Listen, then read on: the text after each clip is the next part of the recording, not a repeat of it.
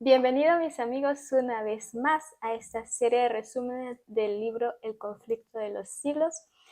Hoy continuaremos el capítulo 3 que lleva como título Una era de tinieblas espirituales. En el resumen anterior hemos visto cuál fue el resultado de la unión del cristianismo con el paganismo. Vimos cómo surgieron muchas doctrinas y creencias que no tuvieron armonía con la palabra de Dios. Y finalmente se estableció un sistema de falsa adoración, cuya principal doctrina enseñaba que el Papa de Roma, es la cabeza visible de la Iglesia de Cristo. Hoy finalizaremos este capítulo, así que vamos a ver qué otras cosas surgieron, qué otras enseñanzas se implementaron en este sistema de falsa religión. Dice, la fe pasó de Cristo, el verdadero fundamento, al Papa de Roma. En vez de confiar en el Hijo de Dios para el perdón de sus pecados y la salvación eterna, la gente recurría al Papa. Entonces, como la gente recurría directamente al Papa, por eso es que dice que la fe pasó de Cristo, que es el verdadero fundamento, pasó al Papa de Roma y a los sacerdotes y prelados, a quienes él invistiera de autoridad.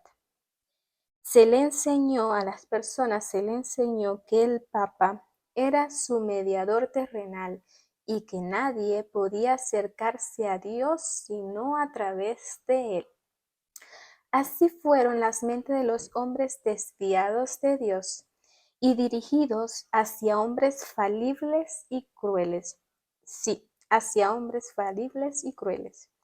Aún más hacia el mismo príncipe de las tinieblas, quien ejercía su poder por intermedio de ellos. Cuando se suprimen las escrituras y el hombre llega a considerarse como supremo, solo podemos esperar fraude, engaño y degradante iniquidad. Esos fueron días peligrosos para la Iglesia de Cristo. Pocos en verdad eran los sostenedores de la fe.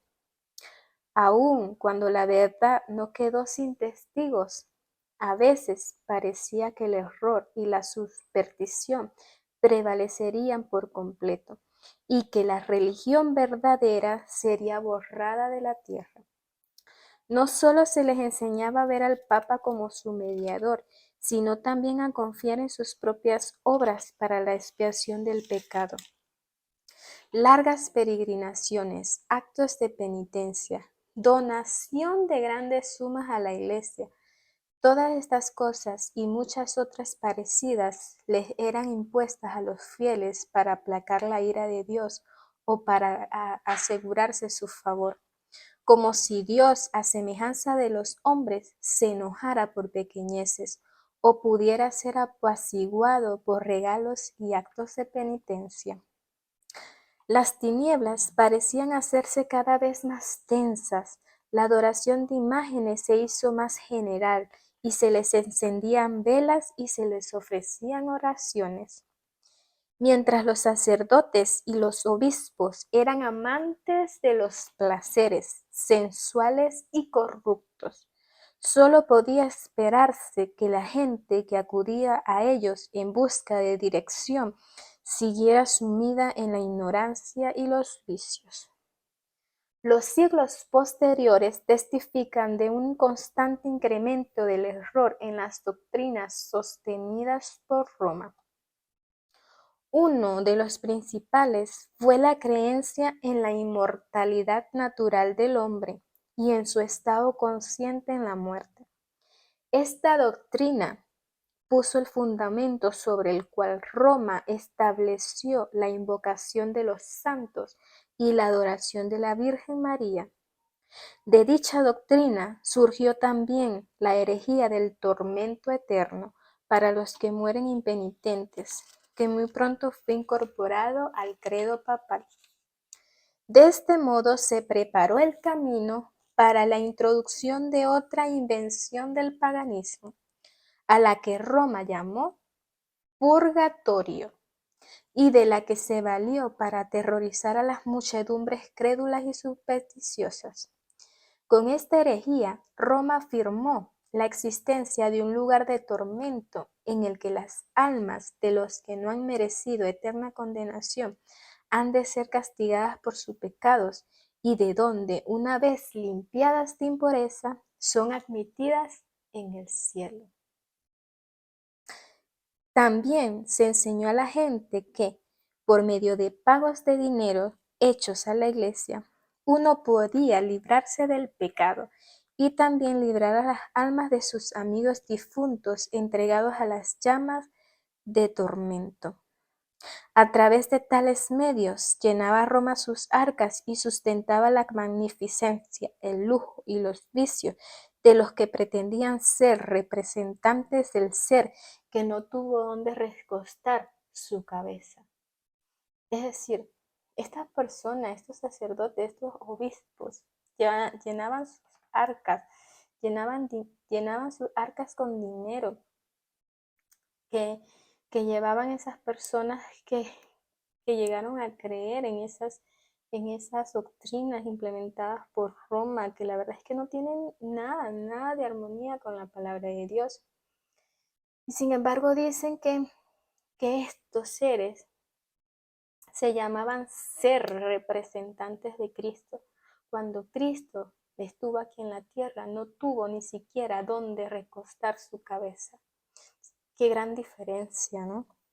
Entonces dice que la institución bíblica de la Cena del Señor fue sustituida. Esta es otra doctrina. Dice que la institución bíblica de la Cena del Señor fue sustituida por el sacrificio idolátrico de la misa. Los sacerdotes papales aseveraban que, por medio de su murmuración sin sentido, podían convertir el pan y el vino comunes en el cuerpo y la sangre verdaderos de Cristo. Se obligaba a los cristianos, bajo pena de muerte, a confesar su fe en esa horrible herejía que insultaba al cielo. Muchísimos que se negaron a ello fueron entregados a las llamas. En el siglo XIII se estableció la más terrible de todas las maquinaciones de guerras del papado, la Inquisición. El papado había llegado a ser el déspota del mundo. Reyes y emperadores acataban los decretos del pontífice romano. El destino de los hombres para el tiempo y para la eternidad parecía depender de su albedrío.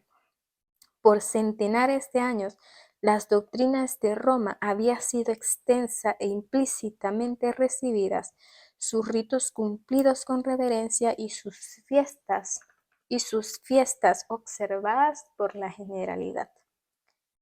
Pero el mediodía del papado fue la medianoche del mundo. Las santas escrituras eran casi desconocidas, y no solo por la gente, sino por los mismos sacerdotes. Al rechazar la ley de Dios, modelo de justicia, ejercieron poder sin límites y practicaron vicios desenfrenadamente. Prevalecieron el fraude, la avaricia y el libertinaje. Los hombres no retrocedieron ante ningún crimen que pudiera darles riquezas o posición. La condición en que el mundo se encontraba bajo el poder católico romano resultaba ser el cumplimiento espantoso e impresionante de las palabras del profeta Oseas. Mi pueblo está destruido por falta de conocimiento. Por cuanto tú has rechazado con desprecio el conocimiento de Dios, yo también te rechazaré. Puesto que te has olvidado de la ley de Dios, me olvidaré yo también de tus hijos. No hay verdad y no hay misericordia. No hay conocimiento de Dios en la tierra. No hay más que perjurio y mala fe, y homicidio y hurto y adulterio. Rompen todo, y un charco de sangre toca a otro. Tales fueron los resultados de haber desterrado la palabra de Dios. Finalmente vemos cómo siguieron implementando creencias y doctrinas erróneas. O sea, nada que ver que esté en armonía con la palabra de Dios.